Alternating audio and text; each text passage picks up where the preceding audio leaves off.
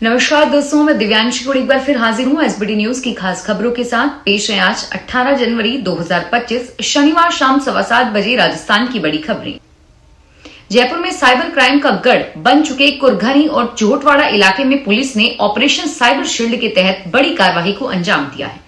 Waste जिला police की 5 टीमों ने एक साइबर फ्रॉड गिरोह के ठिकाने पर छापा मारते हुए 15 आरोपियों को गिरफ्तार किया, जिसमें एक नाबालिग भी शामिल है। इस ऑपरेशन में 80 बैंक खातों को सीज करते हुए करोड़ों रुपए के लेन देन का पता चला। डीसीपी वेस्ट अमित कुमार ने बताया कि पुलिस ने एनसीआरबी और डिजिटल स्रोत से मिले इनपुट्स पर कार्रवाई शुरू की है। जोटवाड़ा में चल रहे कॉल सेंटर और सट्टा एप्स के जरिए मासूम लोगों को फंसाकर उनकी मेहनत की कमाई लूटने का संगठित जाल बिछाया गया था। गिरफ्तार आरोपियों के पास से laptop, mobile phone, ATM card, checkup bill, SIM card और अन्य तकनीकी उपकरण बरामद हुए हैं। केंद्र सरकार संसद के आगामी बजट सत्र में एक नया आयकर विधेयक पेश कर सकती है, जिसका उद्देश्य मौजूदा आईटी कानून को सरल बनाना है और इसे समझने योग्य बनाना और पृष्ठों की संख्या लगभग 60% कम करना है। वित्त मंत्री निर्मला सीतारमण ने जुलाई के बजट में 6 महीने के भीतर 6 दशक पुराने आयकर अधिनियम 1961 की व्यापक समीक्षा की घोषणा की थी। मीडिया रिपोर्ट्स के अनुसार नया आयकर कानून संसद के बजट सत्र में पेश किया जाएगा और यह एक नया कानून होगा, न कि मौजूदा अधिनियम में संशोधन। फिलहाल कानून के मसौदे पर विधि मंत्रालय विचार कर रहा है और बजट सत्र के दूसरे हिस्से में इसे संसद में पेश किए जाने की संभावना है। राजस्थान प्रदेश कांग्रेस महासचिव व आरसीए के उपाध्यक्ष रहे अमीन पठान की मुश्किलें कम होने का नाम नहीं ले रही हैं। कोटा विकास प्राधिकरण ने आज अनंतपुरा इलाके में अमीन पठान की अनंतपुरा क्रिकेट अकेडमी पर अतिक्रमण तोड़ा है। पुलिस की मदद से 38,000 स्क्वायर फीट जमीन को अतिक्रमण से मुक्त किया गया है। इससे पहले 13 जनवरी को वन विभाग की टीम ने भी यहां पर कार्रवाई की थी। वन विभाग की जमीन पर बनी 3 पक्की पिच और अवैध निर्माण को तोड़ा गया था और फिर गड्ढे खोदकर 50 पीपल के पौधे लगाए गए थे। तहसीलदार सुरेंद्र शर्मा ने बताया कि इस जमीन पर अतिक्रमण करके अनंतपुरा क्रिकेट एकेडमी संचालित की जा रही थी और यहां पर 26 दिसंबर को 15 दिन का नोटिस जारी किया गया था। नोटिस की मियाद खत्म होने के बाद आज कार्रवाई की गई और यहां 24,000 स्क्वायर फीट जमीन में बाउंड्री बॉल करके क्रिकेट एकेडमी संचालित की जा रही थी। राजस्थान की भजनलाल सरकार में कृषि मंत्री किरोड़ीलाल मीणा ने शनिवार को अलवर में कहा कि मैं भजनलाल सरकार का हिस्सा हूं और मैंने अभी भी इस्तीफा दिया हुआ है। मेरे इस्तीफे पर अब तक कोई फैसला नहीं हुआ है और न ही मैंने उसे वापस लिया है, इसलिए वो अब भी जारी है। भाजपा नेता के इस बयान से राजस्थान की सियासत में एक बार फिर इस्तीफे की चर्चा शुरू हो गई है। किरोड़ी से अलवर आने में देरी को लेकर सवाल पूछा गया था, जिस पर उन्होंने अपने इस्तीफे का जिक्र करते हुए यह बयान दिया। स्वामित्व योजना के तहत प्रॉपर्टी कार्ड का वितरण कार्यक्रम अजमेर के बोर्ड सभागार में आयोजित हुआ।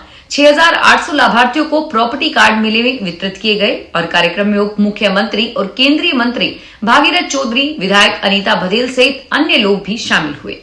कार्यक्रम में प्रधानमंत्री नरेंद्र मोदी वर्चुअल माध्यम से जुड़े और संबोधित भी किया। उप मुख्यमंत्री दिया कुमारी ने कहा कि स्वामित्व योजना के अंतर्गत पूरे भारतवर्ष में 65 लाख प्रॉपर्टी कार्ड वितरित किए गए हैं। राजस्थान में लगभग 1.5 लाख पट्टे दिए गए हैं। अजमेर में 6,800 पट्टे दिए गए हैं। प्रधानमंत्री मोदी का आत्मनिर्भर बनने का जो सपना था वह पूरा हो रहा है और इस कार्यक्रम को राहत मिलेगी, ऐसे लेकर प्रधानमंत्री नरेंद्र मोदी का आभार व्यक्त करती हूं। जयपुर से दिल्ली नेशनल हाईवे पर यात्रा करने वाले वाहन चालकों को आज रात यानी 18 जनवरी की रात 12 बजे से अपनी जेब ज्यादा ढीली करनी पड़ेगी, क्योंकि जयपुर से दिल्ली नेशनल हाईवे पर यात्रा करने वाले लोगों को टोल शुल्क ज्यादा देना होगा और इसी तरह दिल्ली से जयपुर आने वाले यात्रियों को भी नई दरों के हिसाब से टोल टैक्स देना होगा। National highway authority of India ने इस हाईवे पर टोल शुल्क में बढ़ोतरी की घोषणा की है, जो 18 जनवरी से लागू होगी। इसका मतलब है कि अब जयपुर से गुरुग्राम जाने वाले वाहनों को पहले से ज्यादा टोल देना होगा। गौरतलब है कि जयपुर दिल्ली ही अनुबंध अवधि समाप्त हो गई है। जयपुर विकास प्राधिकरण ने अपनी आवासीय योजनाओं के आवेदन नियमों में संशोधन किया है। जेडीए ने अपने 3 आवासीय योजनाओं को लॉन्च कर दिया है और जिसके लिए आवेदन भी चालू है। जानिए जेडीए ने आवेदन प्रक्रिया में क्या बदलाव किया है। जेडीए द्वारा लॉन्च योजनाओं में एचआईजी श्रेणी के अनारक्षित भूखंडों के आवेदन सकल वार्षिक आय सीमा को 20 लाख रुपए प्रतिवर्ष से अधिक आय वाले भी कर सकते हैं। पहले HIG में आवेदन करने के लिए वार्षिक आय 20 लाख रुपए निर्धारित थी, लेकिन अब यह राशि बढ़ा दी गई है। प्रधानमंत्री नरेंद्र मोदी की अध्यक्षता में हुई कैबिनेट मीटिंग में गुरुवार को 8वें वेतन आयोग के गठन को मंजूरी दे दी गई है। केंद्रीय विधि और न्याय मंत्री अर्जुन राम मेघवाल के मुताबिक इससे देश के आर्थिक हालात बेहतर होंगे। केंद्रीय मंत्री ने इसके अलावा AI समेत विभिन्न मुद्दों पर अपनी राय रखी है। केंद्रीय मंत्री ने कहा कि 8वें वेतन आयोग के गठन के बाद कर्मचारियों का वेतन बढ़ेगा। इससे अर्थव्यवस्था को फायदा होगा और वह पैसा बाजार में लगेगा, जिससे GDP बढ़ाने में मदद मिलेगी। यह PM मोदी ने बहुत ही अच्छा निर्णय लिया है। जोधपुर रेंज की साइक्लोनर टीम ने लकड़ी के कारीगर बनकर नक्शे में किपलिंग आरोपी प्रकाश को गुजरात के नवसारी से गिरफ्तार किया है। टीम ने 3 माह तक ऑपरेशन तमस के तहत अभियान चलाकर करीब 1000 किलोमीटर तक पीछा करके इस तस्कर को पकड़ा है। इसके लिए पुलिस की टीम लकड़ी का कारीगर बनकर बड़े बड़े कारखानों में नौकरी मांगी। इससे टीम को 2 बार असफलता हाथ लगी। आरोपी राजस्थान के टॉप 25 में शामिल होने के साथ ही 40,000 रुपए का इनामी भी है। राजस्थान की चिकनी मिट्टी से बने बर्तनों की देश भर में डिमांड रहती है और ऐसे में युवाओं के लिए स्वरोजगार का नया सेक्टर विकसित करने के लिए सरकार ने मिट्टी के बर्तन उद्योग बड़े स्तर पर शुरू करने की एक योजना शुरू की है।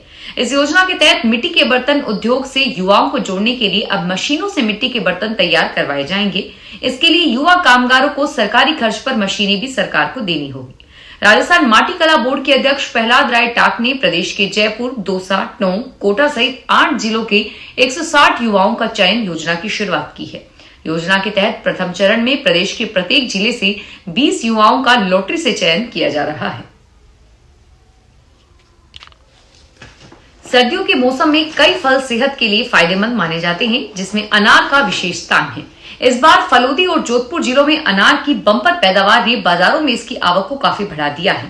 पहले जहां अनार 100 रुपए किलो बिक रहा था, अब इसकी कीमत में भारी गिरावट आई है। स्थानीय क्षेत्रों से लगातार आवक बढ़ने के कारण अब अनार के दाम 30 से 40 रुपए प्रति किलो तक पहुंच गए हैं, जो इसे आम लोगों की पहुंच में लाने में सहायक साबित हो रहे हैं। थार के कई गांवों में परंपरागत खेती छोड़कर बागवानी की तरफ रुख करने वाले किसानों के लिए अनार की खेती वरदान साबित हो रही है। राजस्थान के मुख्यमंत्री भजनलाल शर्मा ने एक बड़ी घोषणा की है। यह घोषणा यातायात के बढ़ते हुए दबाव को देखकर की गई है। शुक्रवार को मुख्यमंत्री ने दूरगामी कार्य योजना बनाने पर जोर दिया और उन्होंने यातायात प्रबंधन में विभागों के समन्वय और नई योजनाओं को प्राथमिकता देने के निर्देश दिए। मीटिंग में सीएम ने यातायात को सुव्यवस्थित बनाए रखने के लिए संभावित क्षेत्रों में वन वे व्यवस्था लागू करने को कहा। इसके साथ ही सिटी ट्रांसपोर्ट में CNG और इलेक्ट्रिक बसों को प्राथमिकता देने के निर्देश दिए। उन्होंने आमजन को सार्वजनिक परिवहन व्यवस्था से जोड़ने के लिए कहा। दौसा जिला परिषद हाल ही में एक चौंकाने वाला मामला सामने आया है। यहां पूर्व मुख्यमंत्री अशोक गहलोत की 5 साल की गारंटी की किताबों और योजनाओं से संबंधित सामग्री की अनदेखी का आरोप लगाया गया। बताया जा रहा है कि सरकार द्वारा जनता तक अपनी योजनाओं की जानकारी पहुंचाने के उद्देश्य से तैयार की गई इन किताबों और सामग्री को ठंड के मौसम में खुले में छोड़ दिया गया, जिससे उनका काफी हिस्सा खराब हो गया। साथ ही किताबों और लिटरेचर्स को कार्यालय में ही जला दिया गया है। स्टार इंडिया के बल्लेबाज विराट कोहली और KL राहुल ने भारतीय क्रिकेट कंट्रोल बोर्ड की मेडिकल टीम को सूचित किया है कि वे छोटी मोटी परेशानियों से जूझ रहे हैं, जिसके कारण वे रणजी ट्रॉफी 2024-25 में क्रमशः अपनी घरेलू टीमों दिल्ली और कर्नाटक के लिए हिस्सा नहीं ले पाएंगे। कोहली गर्दन के दर्द से पीड़ित है। कोहली ने BCCI के मेडिकल स्टाफ को सूचित किया है कि उन्होंने 8 जनवरी को एक इंजेक्शन दिया था, लेकिन फिर भी उनकी गर्दन में दर्द है, जिसके कारण उन्हें राजकोट में सौराष्ट्र के खिलाफ दिल्ली के आगामी मुकाबले से बाहर होना पड़ा। राजस्थान की राजधानी जयपुर सहित अनेक इलाकों में सर्द हवाओं के बीच कड़ाके की सर्दी जारी है। सिरोही में सबसे कम न्यूनतम तापमान 4.9 डिग्री दर्ज हुआ और इस दौरान मौसम विभाग ने प्रदेश के मौसम को लेकर बड़ा अपडेट जारी करते हुए बताया कि राजस्थान में पश्चिमी विक्षोभ सक्रिय हो रहा है। ऐसे में प्रदेश में 2 दिन लगातार बारिश होने की संभावना है। मौसम केंद्र के अनुसार 21-22 जनवरी को एक नया पश्चिमी विक्षोभ सक्रिय होने से राज्य के उत्तरी पश्चिमी इलाकों में हल्की बारिश होने की संभावना है। ऐसे में राजस्थान में तापमान और तेजी से नीचे आएगा और ठंड तेजी से बढ़ेगी। लोगों को परेशानी का सामना करना पड़ेगा। पश्चिमी विक्षोभ का असर राजस्थान के साथ ही उत्तर भारत के कई इलाकों में देखने को मिलेगा। इस दौरान हिमाचल प्रदेश के भी कुछ इलाकों में बारिश की संभावना बनी हुई है। फिलहाल इस बुलेटिन में इतना ही और फिर हाजिर होंगे तमाम बड़ी खबरों के साथ। धन्यवाद।